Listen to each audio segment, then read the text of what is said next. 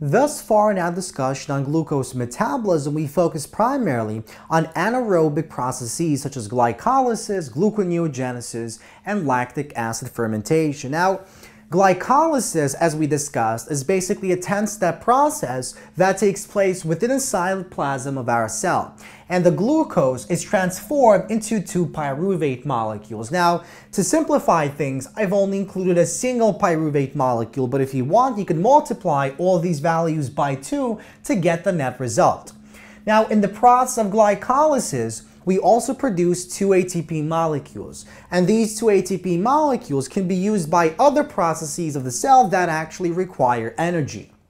Now, even though glycolysis actually does produce a net amount of ATP molecules, glycolysis only collects a very small portion of that usable energy that is stored in the chemical bonds of the glucose molecule. So it only harvests a very small amount of potential energy that is stored in the bonds of glucose. And to actually be able to collect the remaining energy stored in the chemical bonds of glucose, we have to undergo aerobic cell respiration. And this only takes place in the presence of oxygen and if we have mitochondria in the cells of our body. Because remember, certain cells don't actually have mitochondria. For instance, red blood cells don't have mitochondria, and so they cannot actually undergo aerobic cell respiration. So the majority of the high energy ATP molecules generated in breaking down glucose are produced via aerobic respiration, which must take place in the presence of oxygen and inside the mitochondria of our cell. So let's take a look at the following diagram. So notice that when glucose is broken down to pyruvates, we produce not only ATP molecules, but we also actually collect electrons. So we abstract 4 electrons when a single glucose molecule is broken down into 2 pyruvate molecules. Now, those 2 electrons aren't actually by themselves. They're collected by a special coenzyme, NAD+. Remember, NAD+, so nicotine amide adenine dinucleotide, forgot the A. So the nicotine amide adenine dinucleotide is a molecule that collects the electrons which are basically abstracted from that glucose. Because remember, glucose is oxidized into pyruvate. What that means is it loses electrons because it gains positive charge. And so those 2 electrons don't exist by themselves, and they're actually found on an H+ ion. So when these electrons combine with that H, we form a hydride. And so what happens is this hydride is picked up, and these electrons are picked up by this molecule here, nicotine amide adenine dinucleotide. And so 2 of these electrons are found on a single NAD. And so this is the same thing as saying we form 2 NADH molecules, because when these combine, we form NADH. Okay, so that's what we mean by these 4 electrons. And we'll come back to these electrons in just a moment. We'll see why they're actually so important. Now, under aerobic conditions, when we have oxygen inside our cells, what will happen to that pyruvate is it will enter the mitochondrion of that cell. And once the pyruvate enters the mitochondrion, as we'll see in the next set of lectures, that pyruvate undergoes a decarboxylation reaction in which we oxidize the pyruvate to form acetyl coenzyme A, and we release CO2 molecule, and we collect 2 electrons. Again, those 2 electrons are picked up by an NAD+ to form NADH. So here we have 1 NADH, here we have 2 NADH molecules. And instead of using the NADH, I simply represent them as electrons. We'll see why again in just a moment. Now, this acetyl coenzyme A is a relatively large molecule, and only a small portion of that molecule will actually be used in the next process. So acetyl coenzyme A looks like this. So we essentially have this component,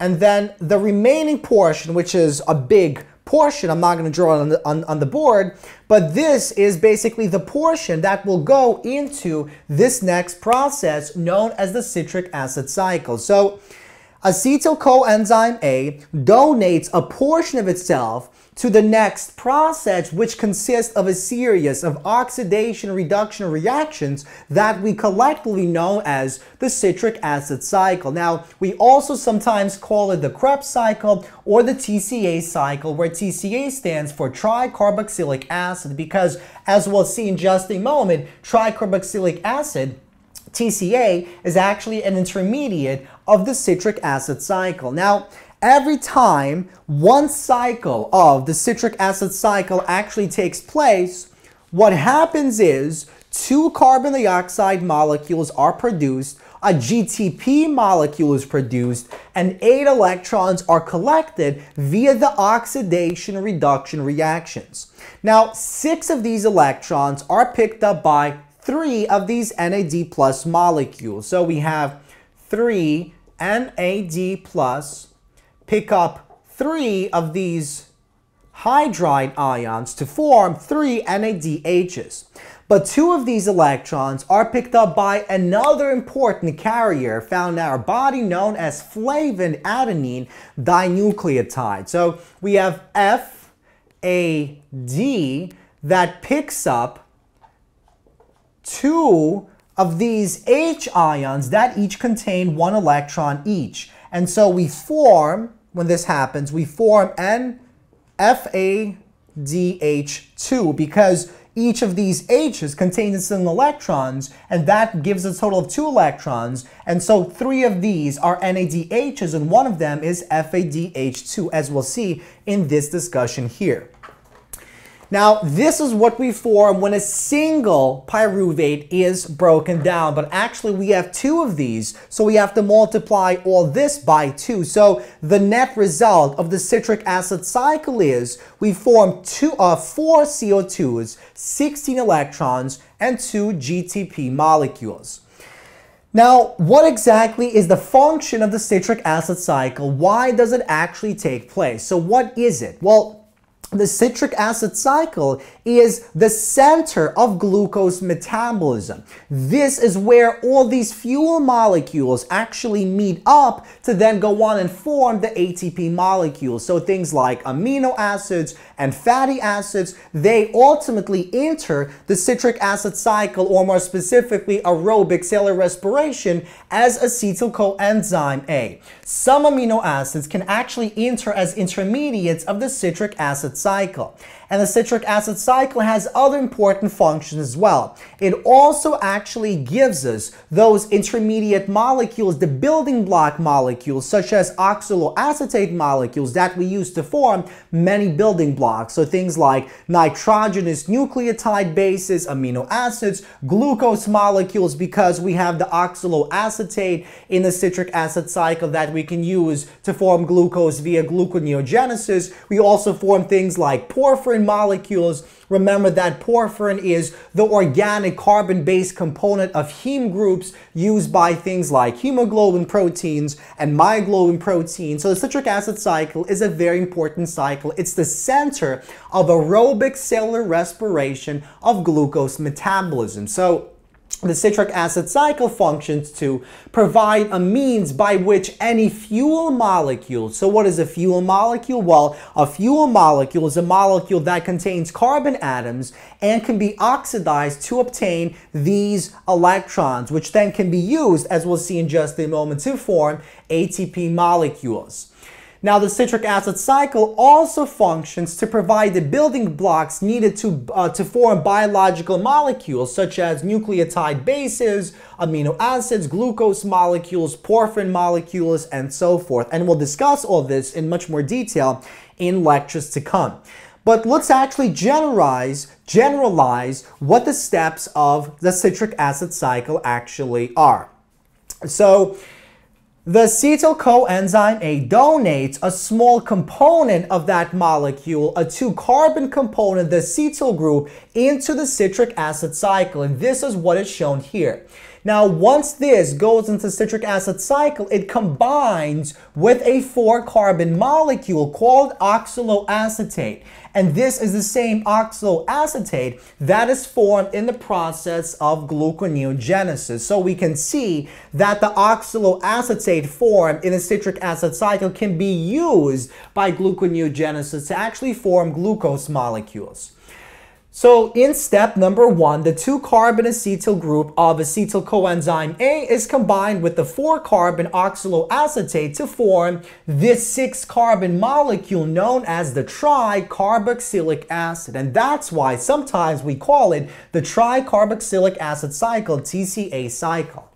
Now, in the next 2 steps, in step 2 and 3, we undergo a decarboxylation reaction, an oxidation reduction reaction. So in step 2, the 6-carbon molecule becomes a 5-carbon molecule. In the process, we release a CO2, and we also we abstract 2 electrons from the carbon 6 molecule. And those 2 electrons are picked up by the NAD plus molecule to form NADH. In the next step, we have the 5-carbon component that again undergoes an oxidation reduction reaction in which we generate a CO2 molecule and an NADH molecule. So again, 2 electrons are abstracted and collected by the NAD plus molecule to form these 2 molecules. And we form the 4-carbon intermediate C4. Now, in the next series of steps, we essentially transform this 4-carbon molecule back into oxaloacetate. In the process, we generate a high-energy GTP molecule, an NADH molecule, as well as the FADH2 molecule. So essentially, 4 electrons are released here. 2 of these electrons are picked up by NAD, and the other 2 electrons are picked up by the FAD molecule. So again, NAD is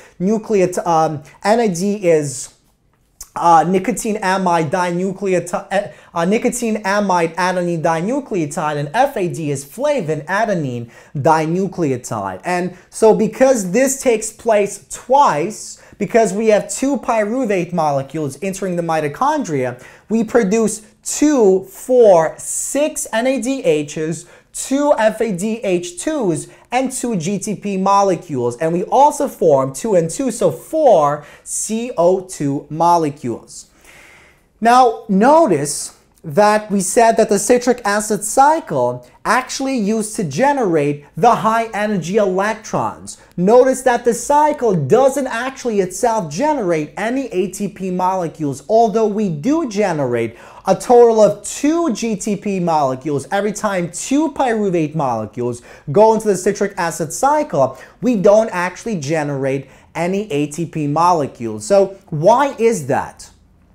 Well, because the citric acid cycle is like the gateway for forming ATP molecules, because once the citric acid cycle takes place, and once we abstract all these electrons from these molecules, the carbon fuel molecules, these electrons which are carried by NADH molecules and FADH2 molecules can now move on onto a series of proteins on the inner mitochondrial membrane we call the electron transport chain. And these series of proteins shown here basically allow the movement of these electrons down their potential gradient. And as the electrons flow along these protein membranes on the membrane of the mitochondria, that generates a proton gradient across the 2 sides of the membrane. And as the proton gradient is generated, that is then used to basically create ATP molecules. So it's not the citric acid cycle that creates the ATP, but it's the oxidative phosphorylation processes that take place across the electron transport chain proteins that ultimately forms these ATP molecules. So Notice that no high-energy ATP molecules are actually formed in the citric acid cycle, and this is simply because the citric acid cycle is actually the gateway to forming the ATP. It doesn't actually form the ATP. What it does is it harvests these high-energy electrons. We call them high-energy electrons because they're used to form the high-energy ATP molecules across the electron transport chain found on the inner membrane of the mitochondria. So essentially, these electrons produced here flow across these membranes. So we have 1, 2, 3, and 4, and then we have this ATPase pump that generates ATP molecules. And as electrons flow, H plus ions essentially are pulled this way because every time, let's say, this molecule, and this molecule gives off those H ions, they are pulled from the matrix into the intramembrane space. That creates a proton gradient where we have a high concentration of H plus ions in this space, and then this final ATP-based protein can use that gradient to drive the formation of those ATP molecules, and this takes place entirely on this electron transport chain.